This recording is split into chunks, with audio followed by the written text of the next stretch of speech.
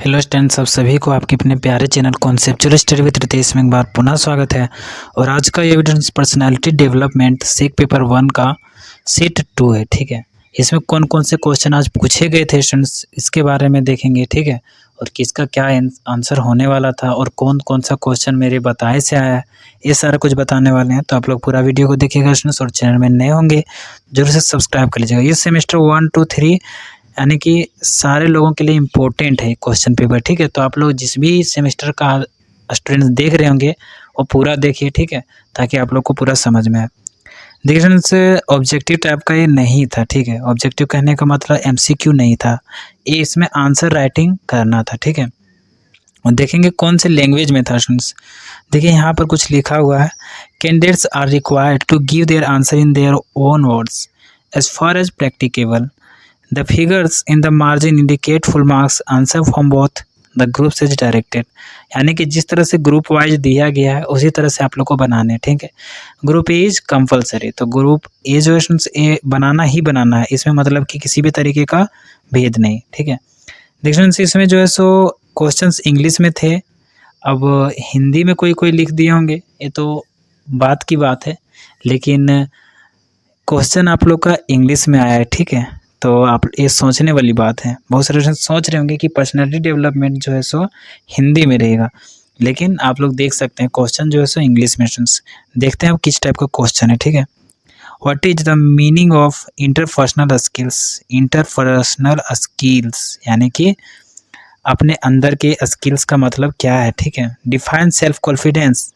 Self confidence को define करना कि सेल्फ कॉन्फिडेंस क्या होता है। ठीक है, या फिर किसे कहते हैं।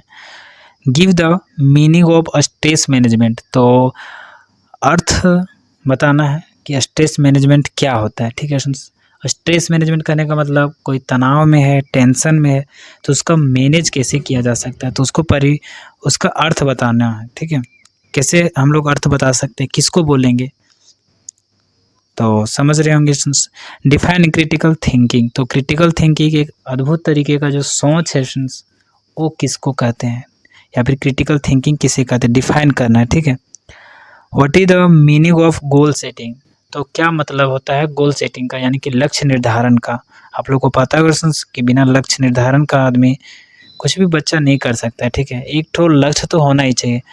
मान लीजिए आप घर से निकले हैं और कहाँ पहुँचना है वो ही नहीं पता है, तो आप कहाँ पहुँचिएगा। ठीक है, ये तो सोचने वाली बात है। तो इतना वैल्यू रहता है गोल सेटिंग का कि अगर आप गोल सेटिंग नहीं करते हैं और आप पढ़ने का स्टार्ट करते हैं, तो आप लोग को एक गोल सेटिंग पहले कर लेना चाहिए। ठीक है, तभी आप कहीं ना कहीं पहुँचिएगा, नहीं तो कहाँ पहुँचिएगा, आप पढ़ते रह जाइएगा, पता नहीं चलेगा कि कहाँ करना क्या है।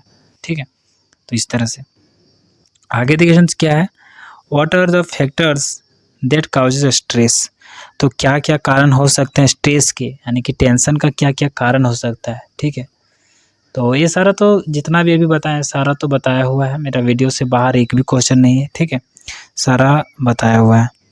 देखिए, explain the methods of improving self awareness, तो सेल्फ अवेयरनेस को इम्प्रूव करने का कौन कौन सा मेथड्स है, ये भी हम बता चुके हैं पिछले वीडियोज़ में। तो आप लोग सब्सक्राइब करके रखिए, ताकि और भी आगे आने वाले सेमेस्टर में भी बताएंगे तो आप लोग को फ़ायदा होगा। ठीक है, अब देखिए, explain the methods of improving self confidence self awareness, तो सेल्फ अवेयरनेस को कैसे हम लोग इम्प्रूव कर सकते हैं, उसका क्या क्या मेथड है, तो उन मेथड को लिखना था। ठीक है, ग्रुप बी अब लिखना है। ग्रुप बी में 4 क्वेश्चन लिखने हैं। ठीक है, तो देखिए क्या क्या है, explain the process and essentials of time management, तो प्रोसेस बताना है और क्यों ज़रूरी है, कितना महत्वपूर्ण है टाइम मैनेजमेंट यानी कि समय प्रबंधन, उसके बारे में लिखना है। ठीक है फ्रेंड्स, आगे देखिए, explain components of interpersonal skill, तो एक्सप्लेन करना है किसके कंपोनेंट्स को, इंटरपर्सनल स्किल्स के कंपोनेंट को, यानी कि इंटरपर्सनल स्किल कौन कौन से होते हैं, इसके कौन कौन से कंपोनेंट होते हैं, तो इसको आप लोग को लिखने हैं। ठीक है, देखिए फ्रेंड्स, अगला है explain personality and its types in details, तो एक्सप्लेन करना है पर्सनालिटी क्या होता है और इसके कौन कौन से टाइप्स होते हैं, प्रकार होते हैं, उसको आपको डिटेल में लिखना है।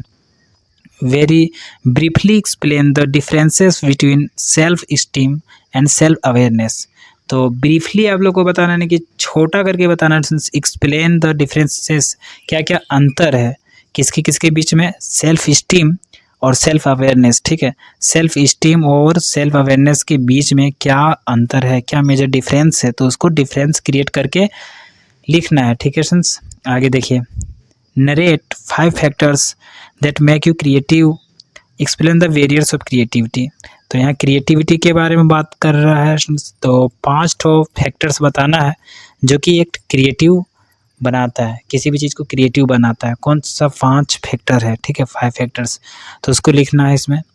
Right notes on the following, इनमें से दोनों का जो सो नोट्स लिखना है। इसेंशियल्स ऑफ टाइम मैनेजमेंट, यानी कि समय प्रबंधन का महत्व, या कह सकते हैं समय प्रबंधन क्यों जरूरी है इस तरह से।